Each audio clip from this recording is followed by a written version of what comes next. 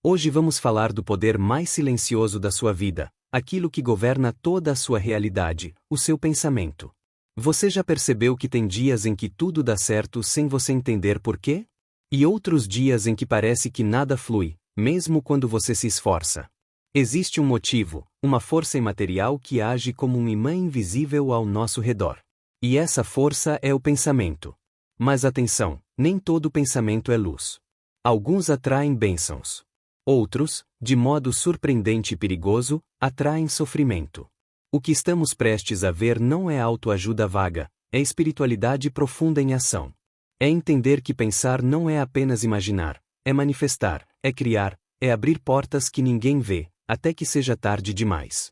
Respira fundo e acompanhe até o fim, porque essa mensagem pode mexer com a estrutura da sua vida. Assista com o coração aberto e perceba a verdade que está escondida por trás de cada pensamento que você já teve. E os amigos espirituais nos lembram que pensar nos faz ligarmos-nos às coisas, às pessoas, às situações, aos ambientes, às energias. Sintonia é a palavra que rege as nossas vidas, seja na Terra, seja fora da matéria. Quando nós pensamos, sabemos que o pensamento é o criador de tudo, que Deus nos criou e criou todo o universo através do seu pensamento, do seu desejo, qualquer que seja a nomenclatura que nós possamos dar a Deus, nos recordamos que os espíritos gostam de nos falar sempre acerca de vinculações mentais, desvinculações mentais. Quando temos sentimentos pelas pessoas, imediatamente nos ligamos em pensamento a elas. E quando elas não querem mais fazer parte da nossa vida e saem, a desvinculação da ausência é sempre muito difícil, a ponto deles nos lembrarem que, no caso das relações afetivas, muitas vezes já deixamos de ter sentimentos por aquela pessoa que foi embora, mas não nos esquecemos dela. E muitas vezes confundimos o fato de ainda nos lembrarmos dela com sentimentos que possamos ter ainda. E por isso, nos conhecer profundamente é fundamental, para que não haja uma confusão emocional e mental em nós, e para que, através das nossas formas de pensamento, porque então, através da codificação, os espíritos contaram, e através da obra psicografada por Chico Xavier, detalharam que tudo que sai de nossa mente forma energia, torna-se um quadro à nossa volta. Se fosse só um quadro, sem problema. Mas este quadro que passa a existir no éter que nos cerca, troca energia conosco. E por isso, os amigos espirituais também gostam de lembrar que quando você deseja o mal a alguém, não duvide. Aquele mal alcançará a pessoa que você está mentalizando, mas não sem antes envolver você completamente. Essa energia sai de você, mas para chegar até o seu alvo, ela te inunda e só depois vai na direção de quem você está pensando. Portanto, os primeiros prejudicados numa vibração negativa que lancemos a alguém somos sempre nós. E os beneficiados, quando irradiamos positivamente na direção do nosso próximo, somos nós também. Há determinadas enfermidades que têm, aliás, todas elas, têm determinada energia. E as doenças mais graves, não duvidemos, têm as energias mais profundas, mais misturadas. Quando você fica enfermo, não é naturalmente só o seu corpo que adoece, mas sua alma já estava doente, sua emoção, seu psiquismo já alimentava a enfermidade. Mesmo que ela seja um resgate do passado, mesmo que ela venha de situações anteriores de vidas passadas, você já trazia a matriz daquele momento, daquela doença. O grave é que os espíritos têm nos dito de anos para cá, com muita constância, que nós estamos vivendo tão mal emocionalmente, mentalmente, utilizando o nosso pensamento de maneira tão ruim, que nós estamos tendo doenças psíquicas e físicas que não estavam no nosso processo reencarnatório, que nós não deixamos organizadas fora da matéria. E por isso, enfermidades de difícil diagnóstico ou até de impossível diagnóstico, segundo eles, serão cada vez mais frequentes. E a medicina, a ciência, terá que avançar rapidamente para confortar e tentar trazer cura para enfermidades gravíssimas na área do sistema nervoso, ainda desconhecidas hoje, e que vão começar a brotar em toda parte do mundo. Entretanto, sabemos que a medicina não avança com a rapidez com que deveria, até por uma questão de egoísmo puro entre os cientistas, os pesquisadores. Há muitos anos, os amigos espirituais contam que existem 8 cientistas no mundo que detêm a cura de todos os processos cancerosos. Cada um desses 8 tem um pedaço. E quem disse que eles se juntam para juntar os seus pedaços e possibilitar um benefício extraordinário para a humanidade? Não fazem isso, porque cada um quer ser o exclusivo descobridor de uma doença que ainda afeta tanta gente. E que hoje, em certos sintomas, certos tipos de câncer, quase viraram uma gripe, porque são frequentemente e enormemente diagnosticados. É claro, hoje temos a possibilidade de diagnóstico. Câncer de tireoide, quanta gente morreu tendo câncer de tireoide e nunca ficou sabendo? Hoje você sabe mesmo que você não queira, porque o médico te faz fazer exame de tireoide. Ou olha para você e diz, já fizemos um exame assim, assim, assim? Você ingenuamente diz, graças a Deus, não. Falou cedo demais. É a hora de fazer aquele exame. E quando você vê o resultado, você pensa, como é que eu vivi sem saber? E eu sempre digo a vocês que eu invejo meus bisavós e avós que morreram velhinhos sem ter a mínima ideia do que estavam morrendo. Hoje você sabe tudo. Você lê bula de remédio, e tem gente que é especialista nisso. Você tenta encontrar um médico que com misericórdia minta, mas eles não mentem. Eles nem perguntam muitas vezes, com todo respeito aos médicos presentes, se você tem condições psicológicas de saber que você não está tão bem como você pensava estar. Porque há muitos médicos que se tornam tão especializados em determinadas áreas que desconfiam de você até quando você está vendendo saúde. Então, eu tenho um amigo, meu cardiologista, que diz que ele pode aconselhar tudo. Se eu atravessar a rua sem olhar para o lado, morri. Posso obedecer a ele religiosamente, mas se eu atravessar uma rua sem prestar atenção, estou morta. Por isso, os espíritos nos lembram que tudo que nos influencia a vida nasce de nós mesmos. Porque ou é o sentimento que lançamos para o outro e que muitas vezes nos aprisiona, ou é a nossa própria mente trabalhando 24 horas do dia e da noite sobre o nosso organismo. Por isso, pensar em saúde já é caminhar para ela, mesmo que estejamos enfermos. Por isso, pesquisas do mundo inteiro dizem que a pessoa que recebe um diagnóstico difícil, mas não se deixa abater, é claro que todos nos abatemos, mas não se deixa aniquilar, tem grande possibilidade da cura. Mas aí até os espíritos amigos nos falam da real cura. A cura que você pode obter com o corpo, mas que muitas vezes não vem completa, porque sua alma não se modificou. Eu cito um exemplo comigo. Eu nasci com estrabismo numa das vistas. Quando eu tinha 19 anos, me propuseram corrigir o estrabismo. E eu fui. E eu me lembro que já trabalhava aqui na comunhão, já fazia palestra e tudo, e passei por um tratamento espiritual para me preparar para a cirurgia. E Dr. Bezerra de Menezes disse para mim: minha filha, não tem como corrigir o estrabismo aqui dentro da sala de cura. Naquela época, os tratamentos físicos espirituais eram chamados de cura, hoje não mais. Porque você não pode prometer uma cura que às vezes não vai acontecer. Então mudou-se o nome, com grande acerto dos espíritos.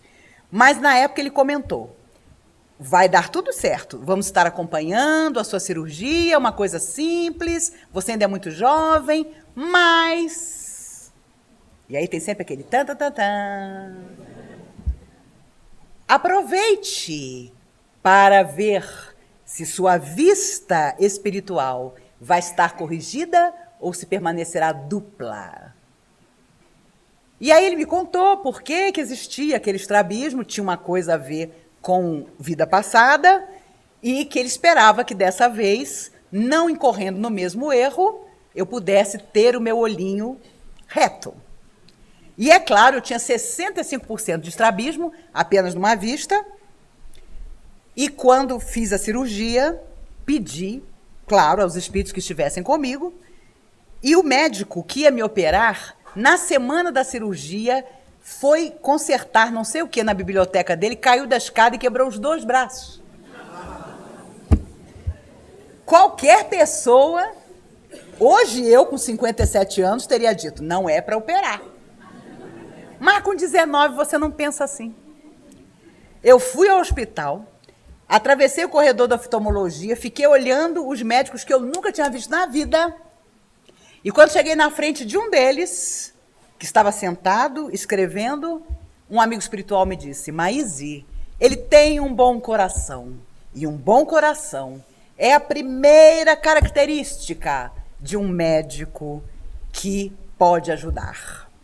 Eu sentei na frente dele e falei: como vai? O senhor vai me operar. O cara nunca tinha me visto. E com um detalhe supremo, ele era rival do meu médico. Mas eu não quis nem saber. Fui para a cirurgia, anestesia geral naquela época. E quando acordei, me surpreendi, porque você acorda vendadinha, e ele segurava minha mão. Eu já achei estranho, porque eu falei: gente, um homem que me conheceu anteontem, segurando minha mão, já me deu o primeiro toque. Aí ele disse: olha, Maíse, tá tudo bem, viu? Foi tudo bem na cirurgia. Quando ele saiu, eu estava vendada, as enfermeiras achando que eu estava dormindo, uma delas falou assim: ela é parente do médico? Aí a outra: não, eu já fui olhar o sobrenome, é diferente. Aí eu achei que fosse parente, porque ele ficou aqui sentado esse tempo todo segurando a mão dela. Eu falei: Jesus, amigo, alguma coisa deu errado. Já me conformei. Mas você levava uma semana para tirar os pontos. Aí eu fui para casa e vim à cura para agradecer aos espíritos, ainda vendadinha. E o Dr. Bezerra, com a maior tranquilidade, me disse: minha filha, deu tudo certo.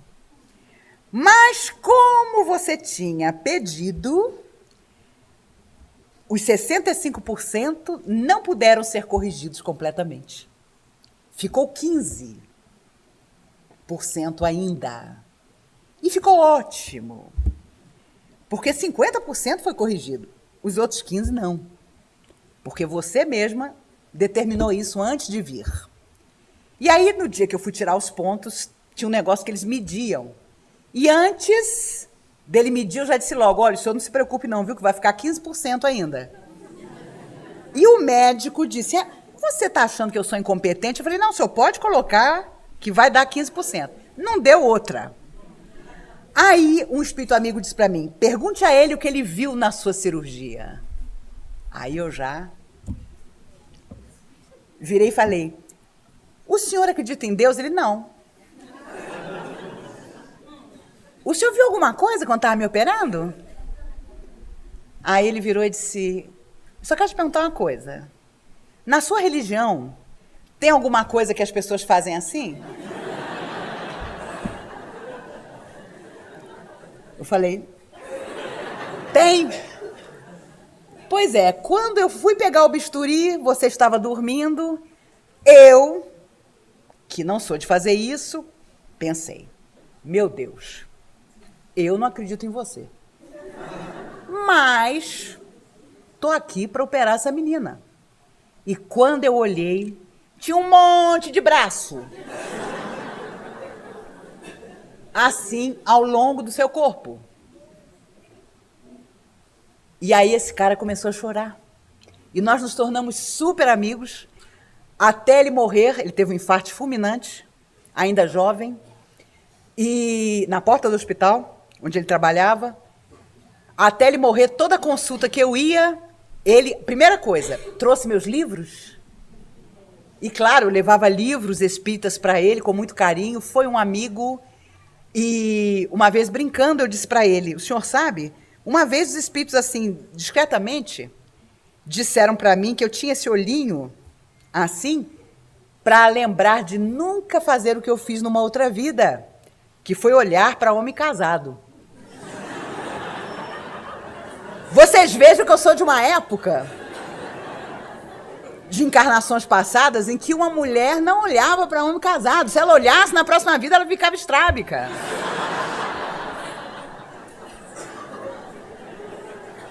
Com todo respeito, vocês imaginem a próxima encarnação do pessoal que está hoje na Terra.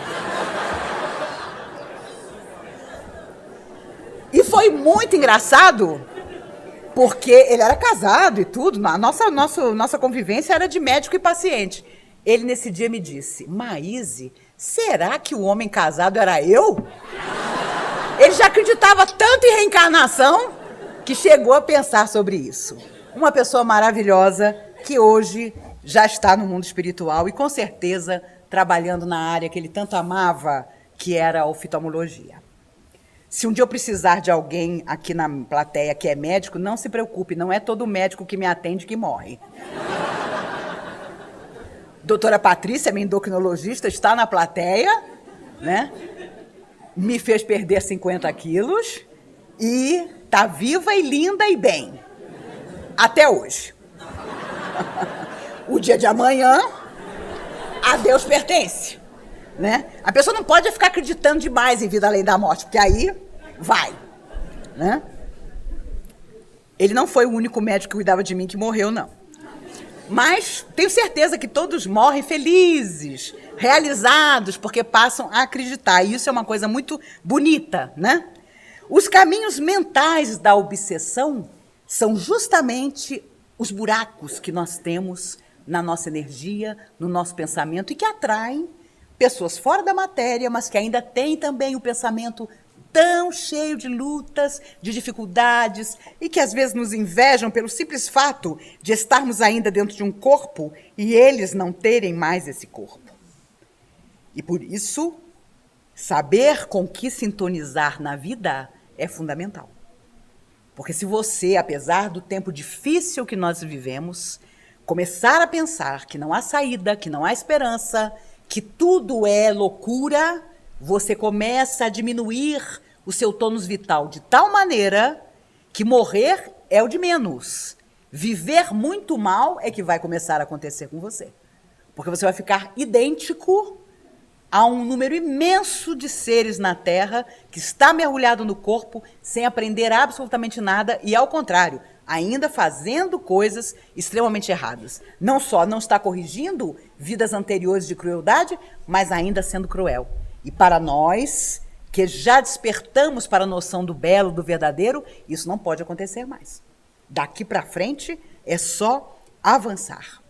A inspiração do pensamento vem na arte, na música nobre, na poesia. Amanhã, se Deus quiser, nas leis que vão se aperfeiçoar e vão ser dignas para todos. Se Deus quiser, isso vai acontecer. Na evolução do mundo, do homem, na beleza do caráter.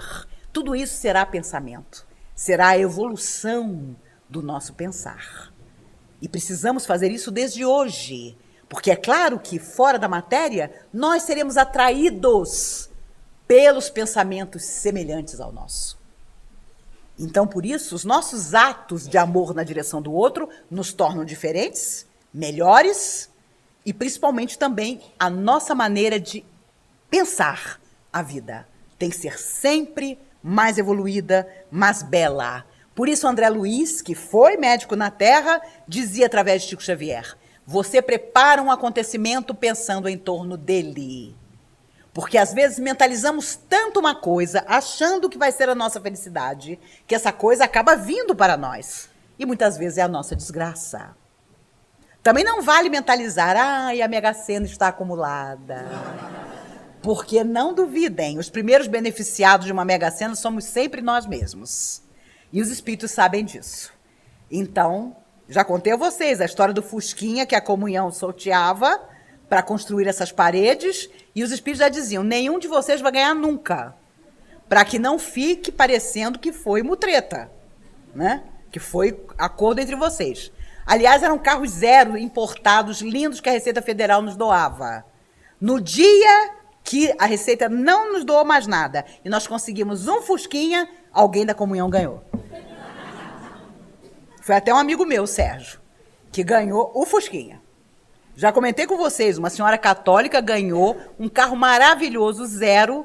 Ela tinha tanto pavor do espiritismo que eu e seu Hercílio, nosso querido tesoureiro, já no mundo espiritual hoje, estávamos aqui nesse palco para entregar a chave para ela, e ela ficou daquela porta ali porque ela não entrava para receber o carro 0 quilômetro que ela tinha ganhado. O marido dela, espertamente, entrou para receber a chave.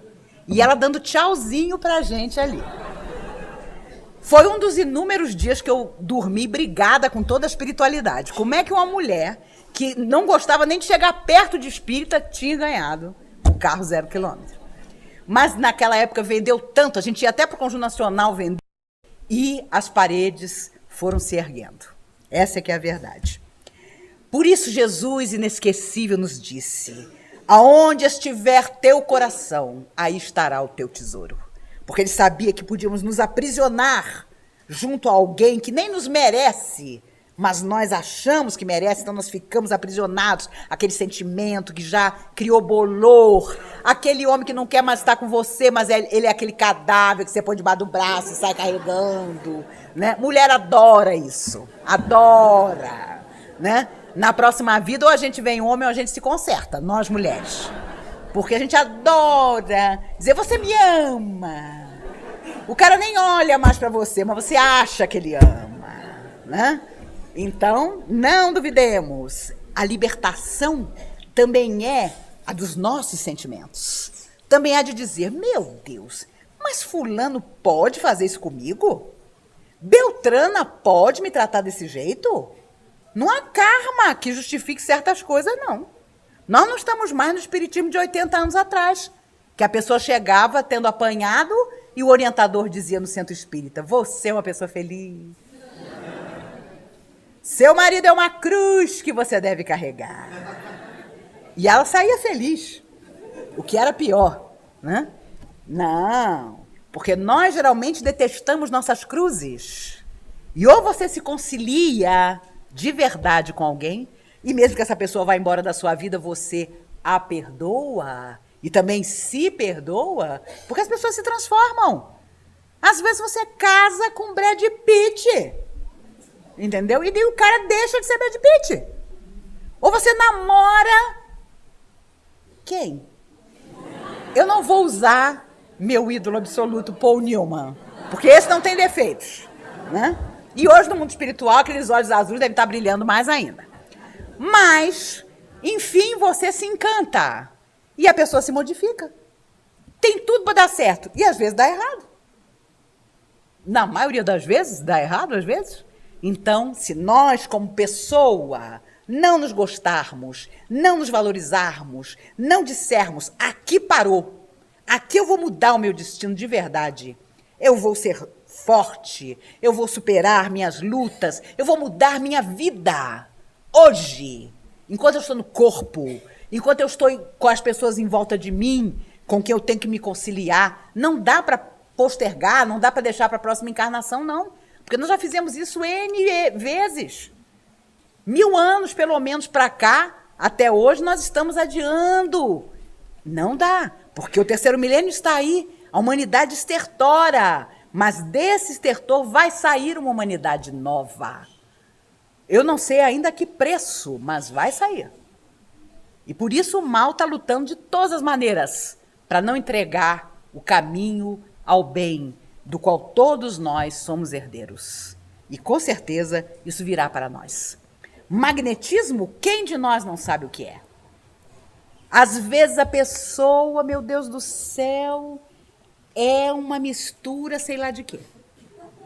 Mas tem um problema, quando ela abre a boca, você fica estatelado, encantado, sem saber por quê. Os bruxos conheciam muito bem magnetismo. Eles tinham determinados animais que eram sintonizados com esse magnetismo da natureza. As corujas, os gatos. E por isso eram utilizados pelos bruxos. E falo isso com todo carinho, porque aqui na nossa plateia tem vários bruxos de outras vidas. E é claro, morava todo mundo na floresta, adorava vender uma poçãozinha para matar discretamente. E os animais eram muitas vezes utilizados pelo magnetismo que possuíam. Durante muitos anos nessa casa, em determinados períodos, o Damo, um amigo médium, vinha à comunhão. A comunhão naquela época era muito pequena, não tinha essa quantidade de orientadores que tem hoje. Aliás, não tinha orientador, porque isso é uma coisa que surgiu na doutrina de anos para cá. E ele vinha, tinha uma mediunidade incrível, sentava bem aqui, esse palco era enorme, era muito mais alto, sentava aqui numa mesinha e algumas pessoas que sabiam que ele estava na cidade vinham para conversar com ele. Ele era impressionante, porque ele olhava para você e descrevia você, inclusive por dentro, organicamente, nas doenças que você possivelmente tivesse.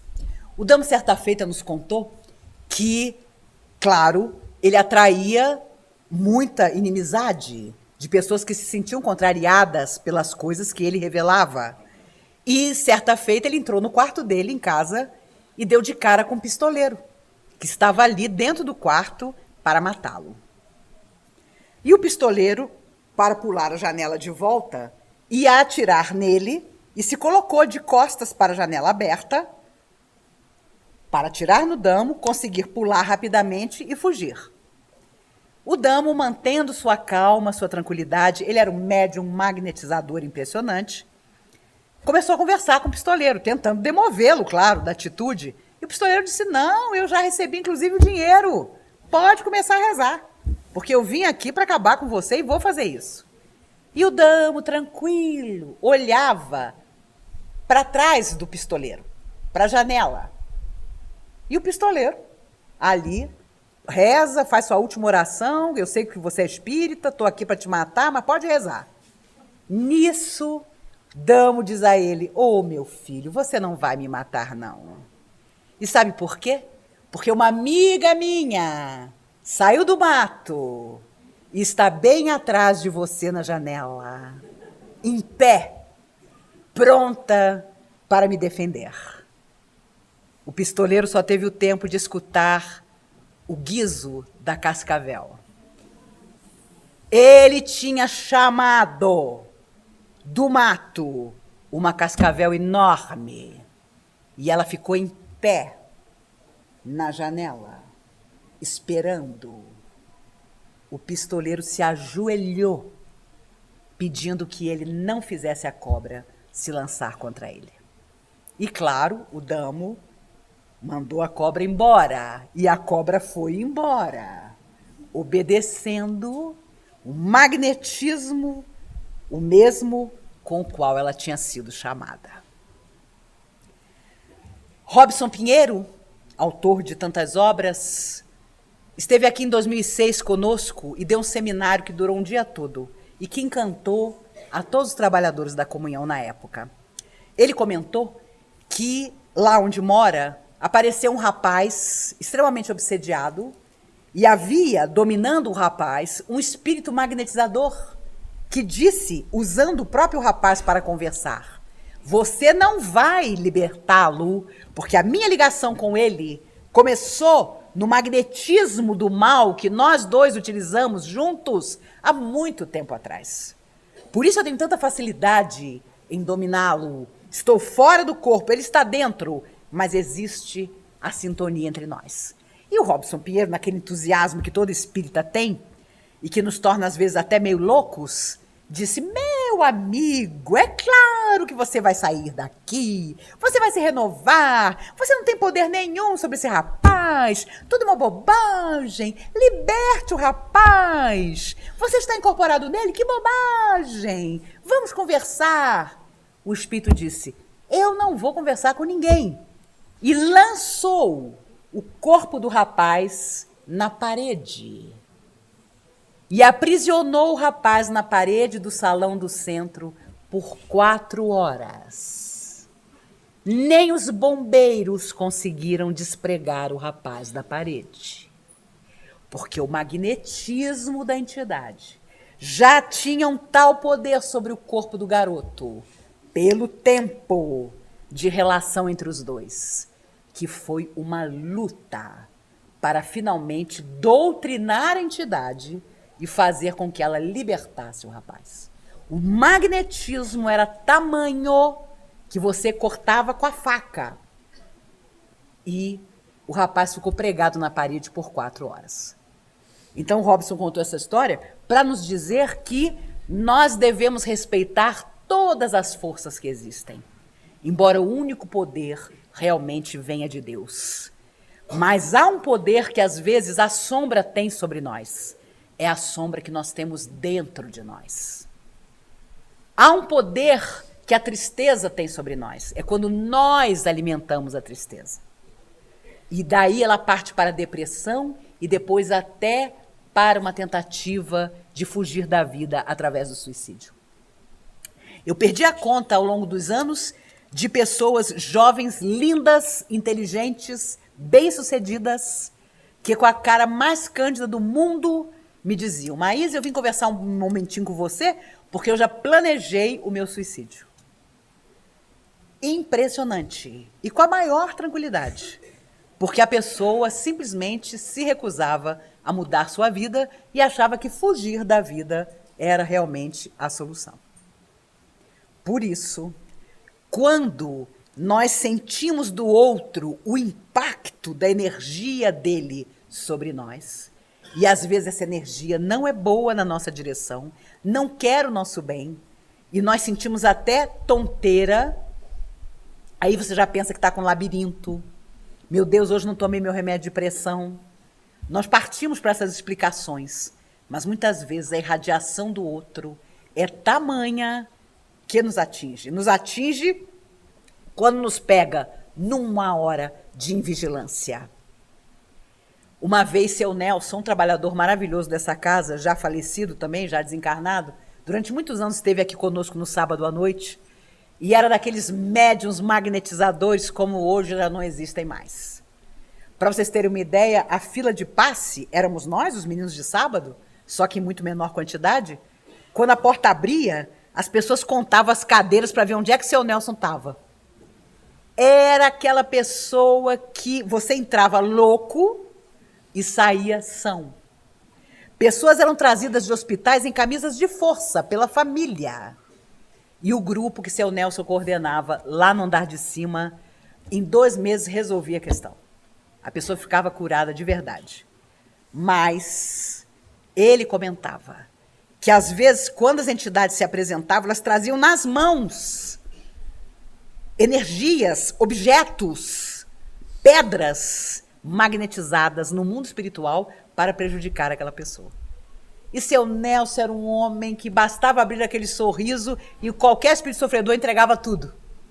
Então, os espíritos entravam terríveis e ele então dizia: meu filho, eu tenho certeza, e abria aquele sorriso, que você vai deixar tudo aqui.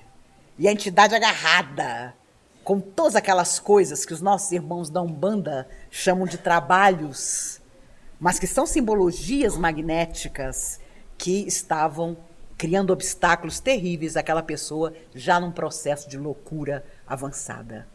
E em pouco tempo a pessoa realmente ficava completamente boa. Mas também para aprender que tudo havia começado portas adentro do seu coração.